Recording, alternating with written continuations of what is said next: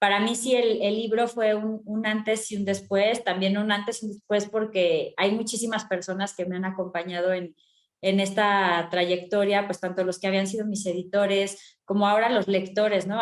Ya he entregado hasta anillos de compromiso de lectores que eran novios y que estaban ahorrando para la boda.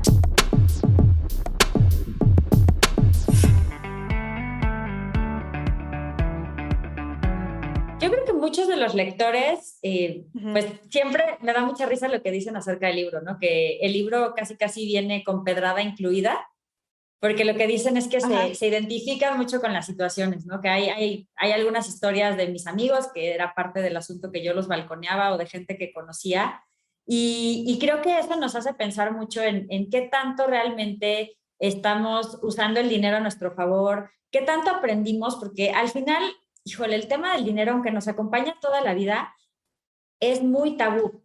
No es un tema que se hable en las familias, en las escuelas no es parte del programa. Luego hay parejas que hacen salvajadas, como que se casan y nunca en su vida habían hablado de dinero. Sí, se saben el equipo favorito, han visto no sé cuántas temporadas de series juntos y se saben los diálogos casi casi, saben quiénes eran todos los exnovios desde la secundaria hasta el presente momento de su media toronja, pero hacen este tipo de decisiones de irse a vivir juntos o de casarse sin siquiera decir, oye, ¿cómo vamos a repartir los gastos? O pues tienes ahorros, tienes deudas, ¿cuáles son tus planes? ¿No? Entonces, en general tienes metas. Y creo que abrir estas conversaciones y más, el dinero es un tema del día a día, que de verdad lo empezamos a vivir desde muy chiquitos. Entonces, abrir estas conversaciones, entender que todos de pronto tenemos metidas de pata, pero que también sin importar a qué te dediques, puedes mejorar tus finanzas, puedes tener hábitos que son truquitos. O sea, mucha gente, hay una cosa súper básica, por ejemplo, que la gente dice, ay, es que Sofía, no me sobra el dinero para ahorrar, ¿no? Pero pues es que el dinero no sobra, ¿no? Hay que ahorrar en cuanto recibes tus ingresos, que en el libro le llamamos quítame lo que me lo gasto, para que de alguna manera le des prioridad, ¿no? Entonces, creo que este libro, justamente en esta edición que acaba de salir, la edición de 10 años, que fue una revisión muy profunda a todos los capítulos, había algunas cositas que yo veía que decía, chin, no, esto ya no es nada vigente. Había un ejemplo por ahí, Renata, que decía, ay, cuando comprabas, te gastabas toda tu mesada o todos tus domingos en CDs, pues ya nadie se gasta su dinero en eso, ¿no? O sea, como que igual y pagas un montón y ya tienes una rentita en el streaming, pero eso de los CDs ya es como casi prehistórico y sobre todo para estas generaciones debe ser súper raro. Entonces, poder actualizar cuál es nuestro gasto hormiga. Ahorita el gasto hormiga ya mutó y ya es digital, pues las apps de entrega a domicilio, las apps de transporte, el streaming, el súper en línea, que de pronto, ay, se me olvidó algo, pues lo vuelvo a pedir y costo de envío, cosas por el estilo. Adaptar este tipo de temas. También el mundo era muy diferente cuando salió Pequeño Cerdo Capitalista financieramente hablando. O sea, aunque sí hay una coincidencia interesante entre la primera edición y esta nueva edición, que es, en ambos casos estábamos saliendo o empezando a salir de una crisis financiera muy dura. La anterior era la crisis financiera global, que empezó por las hipotecas basura en Estados Unidos ahí en 2008-2009, pero ahora, pues, todo el tema del coronavirus, que también es ahora sí que la madre de todas las emergencias, esto también nos hace pensar en que tenemos que empezarle a poner un poco más de atención a este tema. Al final, cuando la economía va un poco mejor, la verdad es que las finanzas siempre pasan a un segundo plano, pero las crisis nos vienen a recordar esos pendientitos financieros que tenemos.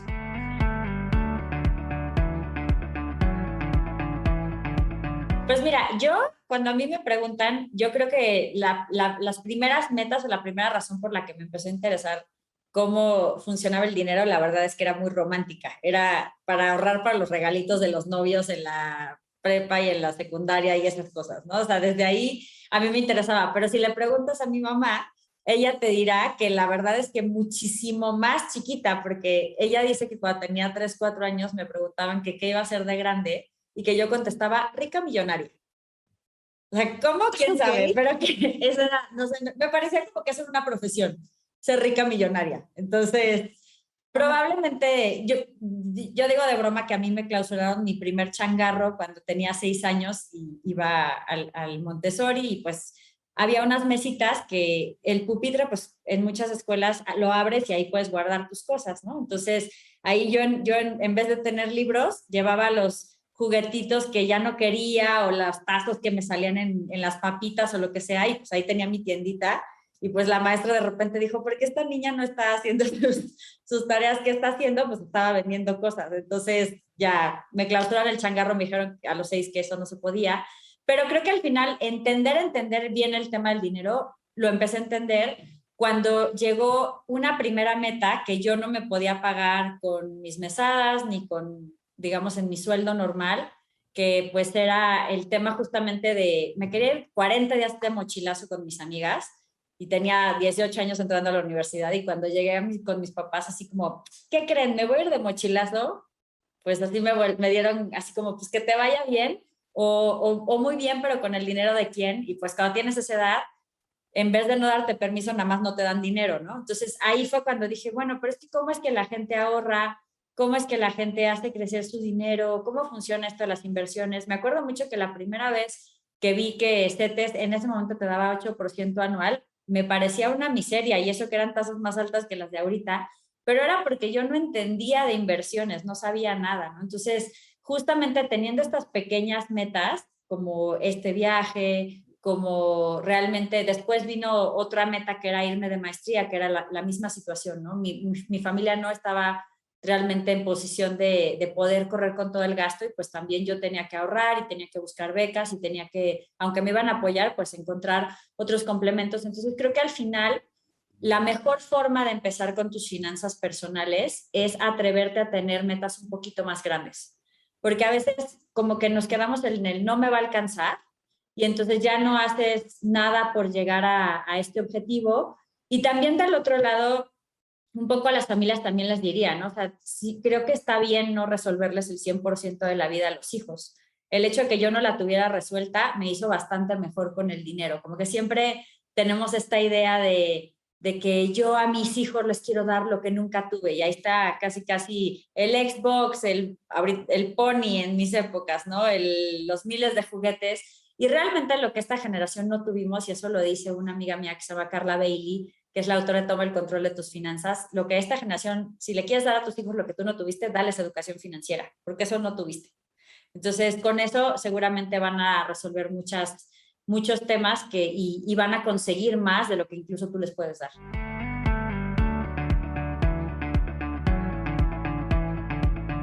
Pasaban muchísimas cosas porque, bueno, cuando me llegó la propuesta del libro, yo estaba estudiando una maestría y estaba volviendo a empezar. Yo había pasado de llevar un equipo editorial a otra vez ser estudiante y vivir con presupuesto de estudiante en otro país, súper ajustada, ir a mochilazos, todo ese tipo de temas. De hecho, era becaria cuando salió El Pequeño Cerdo Capitalista en una consultoría, hacía el trabajo más aburrido del mundo, me la pasaba haciendo Exceles era una project manager, entonces yo veía que si se atrasaban con los proyectos las personas y le ponía al Excel solecito, lluviecita y así dependiendo de cómo estaban, era aburridísimo eso y etiquetaba llaves, que era una gran labor, ¿no? Etiquetar llaves. Pero pues de pronto cuando salió el libro, mi plan era pues venir a México un tiempo y regresarme otra vez a Francia, pero fue una locura. El libro en las primeras 3 semanas se agotó el tiraje de 5,000 ejemplares que esperaban que les durara todo el año a la editorial y se empezó a reimprimir, no me acuerdo si se reimprimió 12 veces o 20 veces en ese año y pues justo pasé de ser pues una periodista, blogger, desconocida, estudiante, aspirante a consultora, a poderme dedicar a lo que yo siempre había soñado, que era el tema de educación financiera. Entonces me acuerdo mucho que cuando estaba en la maestría nos hicieron escribir un plan personal de negocios y en este plan personal pues yo escribí que iba a hacer 3 libros y que pues no sé, o sea, que iba a tener un trabajo pues en una consultoría, este tipo de temas. Y la verdad es que lo de los libros se ha cumplido, o sea, después del Pequeño Cerdo Capitalista de finanzas salió el de inversiones, salieron las agendas, que bueno, ya llevamos es un libro de trabajo distinto cada año y es desde 2013 hasta la fecha. Y también hice una serie de libros de texto que se llaman Tengo Iniciativa, que son para primaria. Se publicó en España, El Pequeño Cerdo Capitalista, que también fue la locura ir a promocionar allá. Yo andaba pegando pósters en las universidades para que la gente fuera a la presentación, que yo misma me organicé en una librería de Malasaña. Y en Italia también, pues bueno, tuve que meterme a un curso flash me la pasaba en Duolingo todo el día y tomé 3 clases para medio poder dar entrevistas en mi medio italiano. Fue toda una locura, pero justo creo que pasó de este tema que fue más un hobby, algo que me ilusionaba más de chavita, a realmente construir una expertise fuerte, ¿no? Me invitaron también a la OCDE a hablar de, pues tanto de temas de cómo se implementa la educación financiera en las escuelas y también he estado pues en muchos foros internacionales hablando de la educación financiera para jóvenes. Entonces creo que para mí sí el libro fue un antes y un después, también un antes y un después porque hay muchísimas personas que me han acompañado en esta trayectoria, pues tanto los que habían sido mis editores como ahora los lectores, ¿no? Ya he entregado hasta anillos de compromiso de lectores que eran novios y que estaban ahorrando para la boda. Así que la verdad es que es una historia súper, súper interesante. Yo era una autora que trabajaba sola y ahora afortunadamente tengo un equipo de gente muy talentosa que trabaja conmigo. Entonces, ese pequeño sueño que tenía de chiquita de tener una empresa o de tener un negocio, pues poquito a poquito se ha ido desarrollando.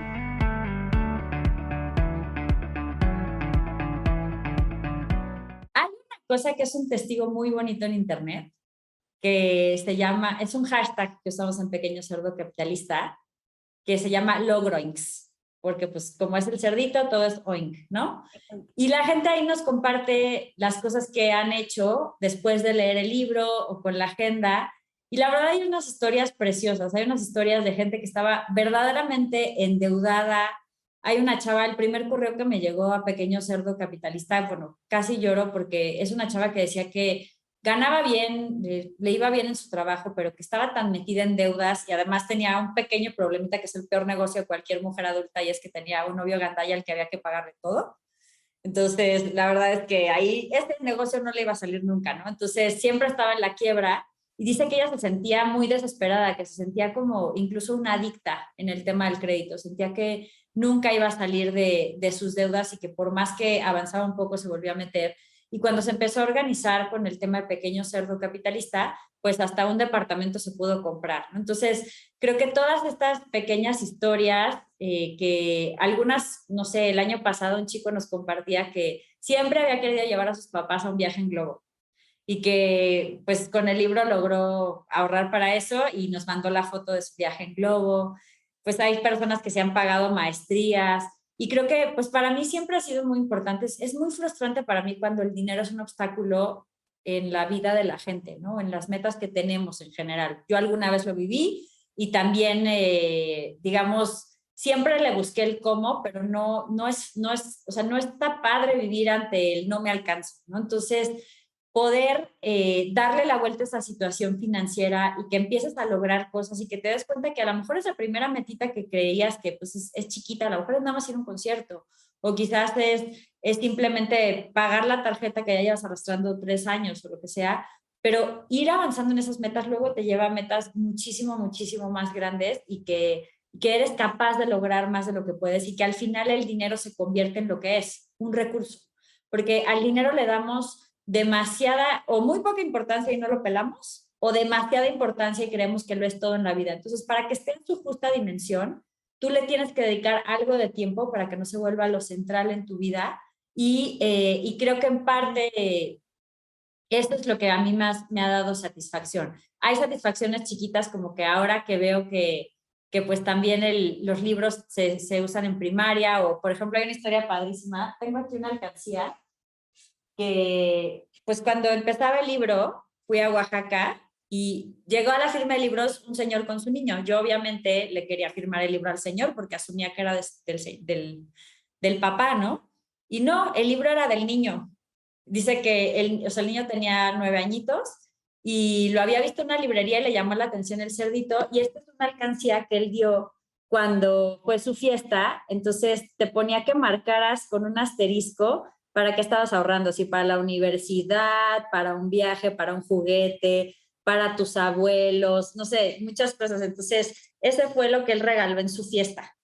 Entonces, ver que puedes hacer que la gente tenga una historia diferente y tenga desde chiquito incluso mejores hábitos y que no va a tener los mismos problemas que nosotros, esas son para mí las mayores satisfacciones.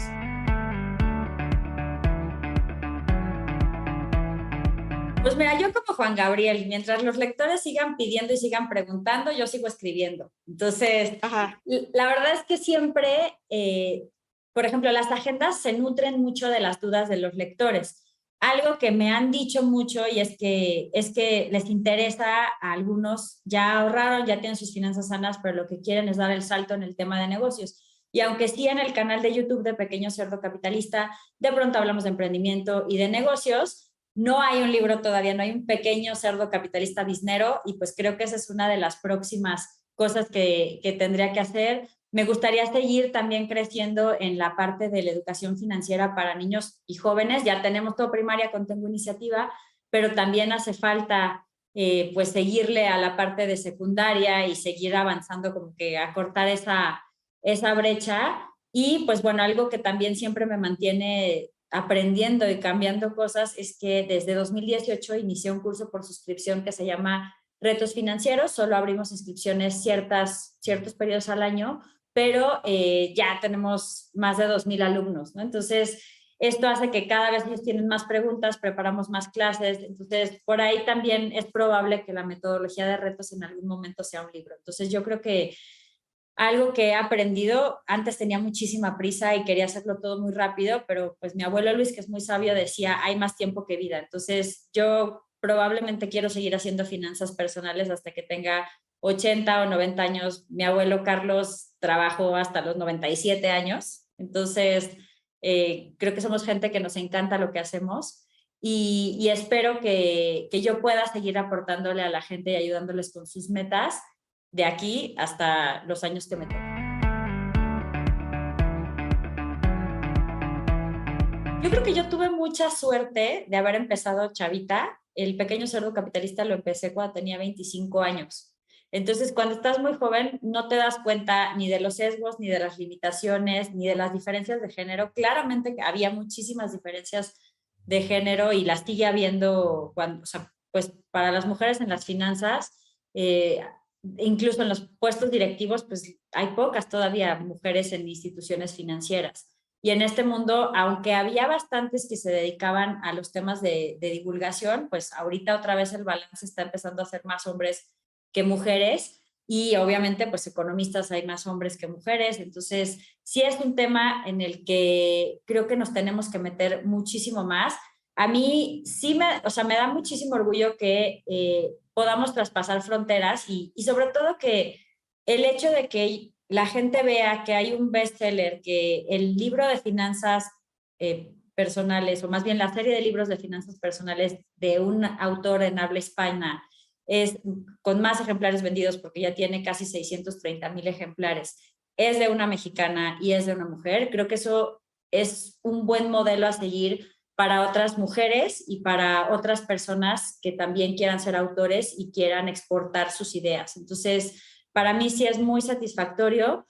Obviamente, pues siempre en la carrera de pronto como que te enfrentas a ciertas cosas, ¿no? Como que cuando estaba muy joven, sí me sentía subestimada un poco por la edad. Yo creo que yo lo compensaba con entusiasmo, pero a veces a la gente le costaba trabajo tomarme en serio porque creían que era demasiado joven y quizás no sabía tanto del tema, pero cuando veían que estaba todo muy investigado, que en realidad recurría muchísimo a expertos, yo soy una obsesiva del tema, entonces mi tesis de maestría es sobre retiro. De verdad es un tema que me interesa, que me apasiona, que lo he estudiado. De hecho, odio el término influencer, por ejemplo, porque creo que aunque un influencer es un líder de opinión digital, está más enfocado, cuando hablas de finanzas personales, quizás a gente que se dedica a anunciar cosas, ¿no? Cuando yo en realidad, pues lo que hago es estudiar los temas, bajarlos para que sean mucho más comprensibles para la gente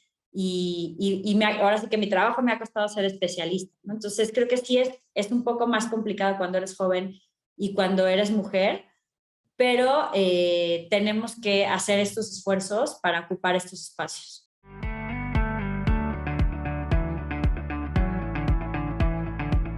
Sí, tengo un hobby que es un poquito sorpresivo. sobre todo porque pues mido 1,58 y es que me encanta jugar básquetbol. No soy muy buena, voy a aclararlo, pero sí me gusta mucho porque es el deporte que yo jugaba con mi papá y mi hermano.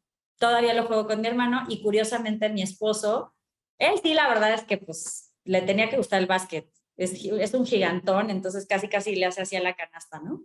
Pero me gusta muchísimo jugar básquet. Me gusta leer de todo, no solamente de finanzas. Tengo de verdad una devoción un poco extrema por Amelino Tom, que tengo en mi agenda su cumpleaños, o sea, sí, así de intensa con sus libros. Me he leído casi todos, los he leído en español y en francés, me encantan. Y pues bueno, eso es del tipo de cosas que me gusta mucho hacer. Obviamente como a muchas personas, ahorita con la pandemia extraño viajar, que es algo que realmente me encantaba. Y soy una persona muy, pero muy auditiva. Entonces, tengo muy buena memoria auditiva, entonces me gusta mucho escuchar audiolibros, podcasts, y también me gusta que me cuenten historias. Entonces, si alguien me cuenta una anécdota, es muy probable que todo lo que diga se usa en tu contra porque me voy a acordar perfecto.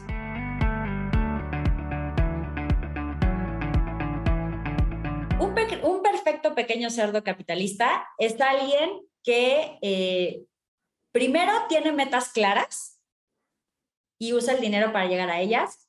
Segundo, tiene suficiente inteligencia financiera, no es esta persona ambiciosa, gandalla, lo que sea, pero sí es inteligente financieramente para usar su dinero a su favor en lugar de que el sistema lo agarre de su puerquito. Entonces yo creo que en esas dos se resumen.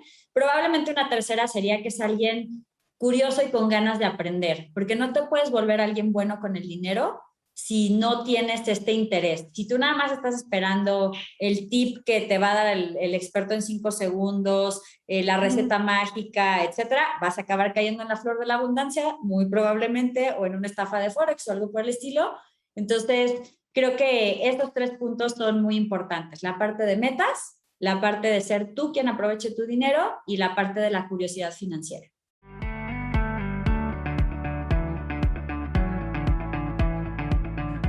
Primero, deja los sueños guajiros a un lado, el algún día voy a hacer, y conviértelos en metas efectivas. Es decir, ¿qué quieres? ¿Cuánto cuesta? ¿Cuándo lo quieres lograr? Y muy importante, ¿qué puedes cambiar de lo que haces hoy para llegar a ese objetivo? ¿Dónde puedes gastar menos o dónde puedes generar más? Segundo punto, importantísimo, quítame lo que me lo gasto. Es decir, que ahorres en cuanto recibes tus ingresos. Ingresos puede ser cualquier cosa. Puede ser, si eres estudiante, pues lo que recibes de mesada, domingos, si te dieron una beca, si trabajas en verano o los fines de semana o lo que sea, eso. Si eres ama de casa y tú administras el dinero de la casa, pues una pellizcada por ahí. Obviamente si trabajas, también. Si eres freelance, un porcentaje, no necesariamente tiene que ser un monto fijo, pero un porcentaje de lo que ganas. Y si tienes un negocio, pues también tienes que apartar las utilidades desde que llegas, no hasta el final, ¿no? Y si se puede hacer de una forma automatizada, por ejemplo, tú puedes abrir una cuenta en CETES Directo o en un fondo de inversión, incluso en las apps de los bancos puedes programar que se vaya a una cuenta distinta a donde tienes los recursos que gastas, porque de esta manera va a ser más fácil que si ya es automático, tú no metas tus manitas gastalonas y se acabe yendo en cosas que no son tus metas. Y punto número 3, te ruego por favor que no seas la bella durmiente del banco. Si ya te costó trabajo ahorrar, si ya hiciste este esfuerzo, si ya recortaste por aquí y por allá, pues es muy, pero muy importante que además tu dinero también se ponga a trabajar. Entonces, en esta parte, si nunca has invertido, puedes empezar con cosas sencillas, de bajo riesgo, que digamos que si las resumimos en cuáles son las más fáciles, podría ser CETES, que se compran en la plataforma de cetesdirecto.com.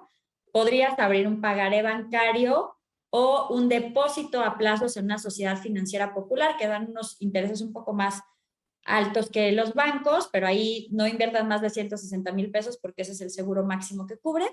Y número 3, podrías abrir tu primer contrato de fondos de inversión, empezar con fondos de deuda de corto plazo, por ejemplo, los que invierten en CETES, que es este instrumento del gobierno que le piden dinero a las personas a cambio de una tasa de interés, esos son los CETES.